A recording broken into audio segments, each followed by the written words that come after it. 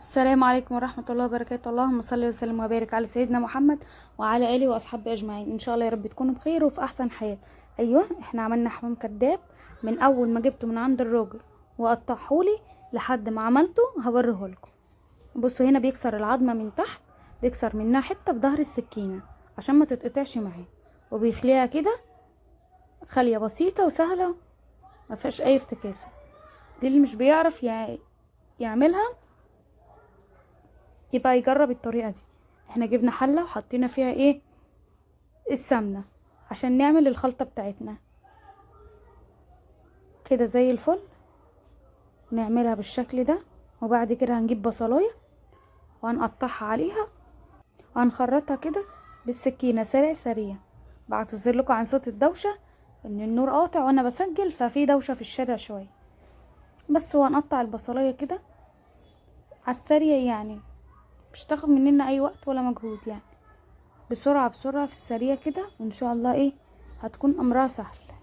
قطعت عليها قرن فلفل، عندي قرن فلفل رومي كده محمر شوية وايه، وبقطعه بيدي ريحة وطعم جميل، بينقل الاكلة لحتة تانية خالص. وكمان بعد ما قطعته لقيت فيه قرن اخضر برضو تاني، جبته برضو رومي عشان ما يبقاش حامي او حراق، مع ان لو حامي او حراق هينقل الاكلة لناحية تانية خالص، هيبقى حلو جدا. وهنا كمان هحط بقى ايه، حبهان، واحط حته قرفه صغيره عشان انا مش حاطه كتير. حطيت كوبايه ونص رز بس، كان ممكن احط كوبايه الا ربع رز، كانت هتبقى على القد بالظبط، عشان هما 3 وراك كبار وهي ما بتاخدش رز كتير، مش زي الحمام يعني، ما بتاخدش رز كتير خالص وبتبقى جميله وزي الفل. وهنا كده بعد ما حطيت عليها بهارات فراخ، حطيت عليها فلفل اسود، وحطيت مرقه دجاج، وهقلب كله مع بعض، وحطيت رشه ملح ومرقه الدجاج اهو. وهنا بقى هدي تقليبه بقى كويسه بعد ما احط القرفه، وبعد كده هنزل بالميه. الميه مش هقول كوبايه كوبايتين نص كوبايه، لا، الميه يدوبك يدوبك الرز بس يتحرك فيها كده، تبقى ولا منها مغطياه ولا منها قليله، زي ما انتوا شايفين كده. بصوا يدوبك يدوبك تبقى على الرز بالظبط. وهسيبها بقى كده يستوي مع نفسه. بعد كده هوطي واحط حبه ميه صغيرين، ان هو كان ناشف قوي، احط حبه ميه صغيرين قوي. المنكهات اللي احنا هنحطها بقى في الشوربه عاديه خالص، بس هنا بقى اللي هنحطه في الرز قرفه، فلفل اسود، بهارات فراخ، مرقه دجاج، ورق لورا، وحبهان، والقرن الفلفل مع البصلايه. والقرفه بتدي طعم جميل جدا.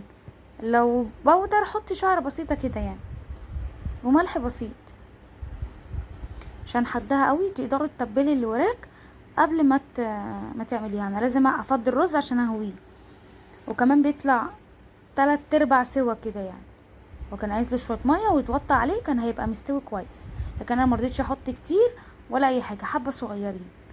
وهنا بقى هعمل ايه، اللهم صل على النبي، هحط اللي وراك عشان احشيها. اللي وراك غسلتها معايا وبقت زي الفل ونضيفه. اللي وراك خلي بتاع الفراخ يقطعها لك ويظبطها لك لو انت مش هتعرفي تقطعيها عشان ما تتهدرش منك. تقدري تعمليها حمام كداب، تقدري تعمليها شيش طاووق، تقطعيها وتشيلي الجلد خالص وتقدري تستخدميها شيش طاووق. وتقدري كمان شيش طاووق بيتقطع بالمقص بيبقى تحفه جدا، وقطعيه يبقى معاكي قطع كويسه ومظبوطه. وهنا بقى انا بعمل ايه، بحاول ان انا اقفله بس يعني على قد ما اقدر يعني. بس بصراحه الجلد كان تخين شويه عشان الوراك كبيره، كان ناشف يعني. فانا بصراحه على قد ما اعرف كده حاولت ان انا اقفل، وفاكره ان هو كده بالتالي اتقفل. لا، هو ما اتقفلش معايا، هتشوفوه بس كده واحده واحده ايه اللي هيحصل له. بصوا انا كده بحاول ان انا اقفل من ناحيه، هلاقيه بيتفتح من الناحيه التانية. بصوا انا على قد ما اقدر بحاول ان انا احشي كده. بصوا جميل وزي الفل ازاي، وتحفه تحفه تحفه، ومقفول معايا وزي الفل.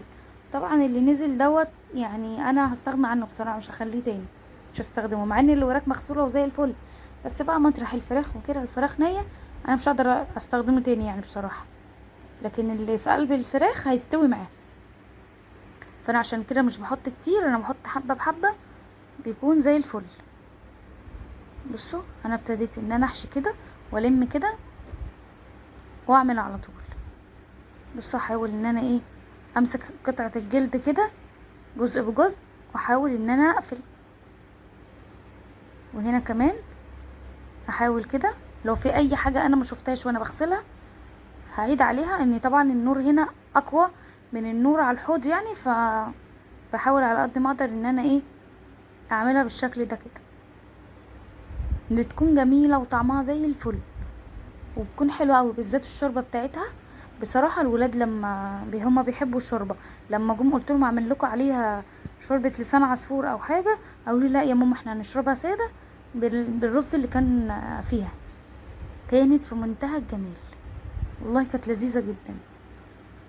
بصوا بقى انا هنا ايه قفلتها خالص، بس هي معاكسه معايا شويه يعني، على قد ما اقدر احاول بالراحه ان انا اقفلها. ممكن كنتوا تجيبوا خيط وابره نضاف وتخيطوها وتظبطوها كده يعني، وتاخدوها ايه يمين وشمال في الجلد كده مع اللحم، بتبقى جميله جدا. بصوا انا حطيت ال3 وراك زي ما انتوا شايفين كده، والله ما بارك هم على قد الصينيه، وكانت جميله. احط حبه فلفل اسود، ما بحبش احط الفلفل الاسود على الفراخ على طول، ان الفلفل الاسود على الفراخ بيعمل بقع بني كده فيها، بتبقى غامقه. بحب احطه كده في الجنب. وهنزل هنا بقى بالميه السخنه بعد ما حطيت حبهان، ورق لورا، فلفل اسود، وبصلايه. مش حابين تركات البصلايه ما تحطوش، تقدروا زي ما قلت لكم تعملوا خلطه شوي وتحطوها في الحمام الكذاب، تتبلوه وتعملوا معاها بصلايه، وتحطوا البصلايه كده كحشوه بس، بتبقى تحفه. الرز ده انا هسويه، احط عليه حبه ميه وهسويه. وهنا بقى دول كانوا مطرحهم الفراخ، بقول لكم دول لا انا مش هحطهم خالص. وهنا بقى حطيت حبه ميه صغيرين زي ما انتوا شفتوا كده، واروح احطهم على النار. وهنا الوراك بتاعتي كانت استوت، بعد ما سويتها على الوش ده قلبتها على الوش ده. بقول لكم بصوا هي فتحت، مفيش واحده ما فتحتش، زعلتني والله، كانت ست طيبه. الحمد لله قدر الله ما شاء فعل. طبعا عملنا الرز البسمتي بتاعنا الجميل، وطبعا عملته معاكم كتير، ما بحبش اكرره بصراحه، ان طريقتي فيه واحده، هي بتفرق بس البهارات اللي بحطها فيه. وانا النهارده ما حطيتش فيه بهارات غير بهارات فراخ، عشان طبعا انا عامله فراخ. هنا بقى نجيب الرز بقى نفضيه، وانا طبعا حطيت زبده وحمرت فيها الفراخ، بس لقيتها بتلزق في قلب الطاسه. رحت حطيت بقى شويه زيت، المفروض كنت حطيت زيت وزبده مع بعض، وحطيت ملح. فانا بصراحه ما عرفتش بقى يعني، كنت مستعجله والولاد جعانين، وكنت ايه بحط الاكل بسرعه بصراحه، وكنت بغرف بصوا التوم بينقل الاكله بقى تحفه، بيظبط الرز يا سيدي يا سيدي. وبألف هنا وشفا. بصوا وانا بتفرج عليه، مع اني كلت وشبعانه بتفرج عليه معاكم اهو وبجوع يعني. هو بصراحه اكله جوه، كانت جميله جدا، الولاد حبوها قوي، بيقولوا يا ماما يا ريت تعملي لنا الاكله دي على طول، بتبقى تحفه. طبعا احنا بما ان داخل علينا العيد ناكل فراخ بقى براحتنا باشكال مختلفه، عشان هيجي علينا العيد وهناكل نفس الاكل.